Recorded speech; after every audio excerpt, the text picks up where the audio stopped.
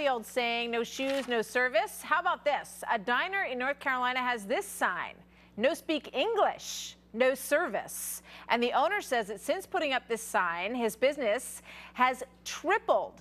You heard me right. But it's not, of course, without some controversy. Greg Simons joins me now. He is the owner of the Reedy Creek Diner in Greensboro, South Carolina. Hi, Greg. Good to have you here today. Hey, how you doing? I'm doing well, thanks. So tell me, what happened? What prompted you to put this sign up in the first place? Back in February of this year, I had several Latino customers come in that weren't able to speak English or read English.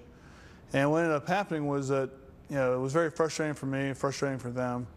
I don't know enough Spanish to have a conversation like you and I are having right now. But I do know enough curse words to know what I'm being fussed at. And were you? Yeah, I was being quite. I was being put down quite a bit there, and so I basically put up the sign in English, no service. I ended up realizing that that was kind of a faux pas and changed it. And the sign hung up for a better part of about a month and a half, no problems, till a woman by the name of Keisha Temple came in.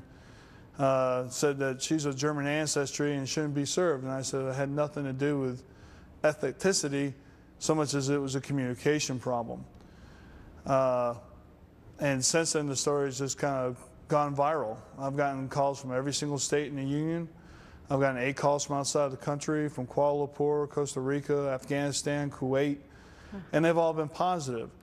I've had nobody out there picketing me. You haven't had anyone sort of protest it and walk in and intentionally try to sit down and order, not speaking English? Has anyone tried that? No, we've had people come in there. Matter of fact, we had a party of 18 come in there last week. And it was on a Saturday afternoon. They came in there, they got their food. They were served. Half the people that were there didn't speak any English, but the people who were bilingual that were in the group ordered for them. Yeah. So there was no problems, no worries. And you say that has your business actually tripled since all of this started? Yeah, when the initial story broke in March, it tripled. And I've spoken with a lot of people I would never think to be speaking with, such as yourself, Rush Limbaugh, Glenn Beck. And I've gotten a lot of letters of support. I was contacted by an organization known as Pro English.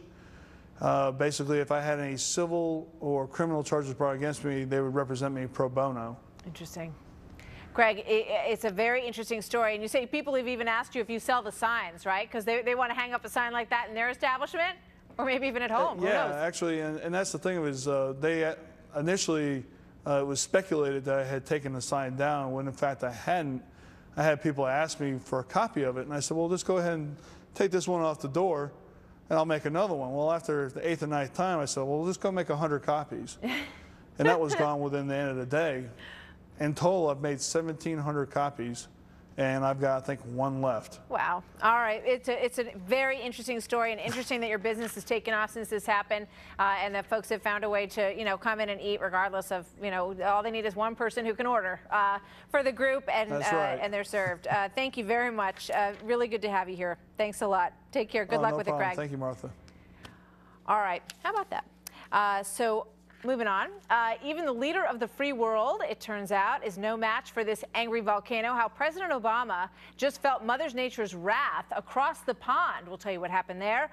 Plus, a man hears something knocking on his front door, so he goes to answer it, and he finds an alligator who can knock, apparently. And wait until you hear what happened after that. There's an alligator on my front stoop.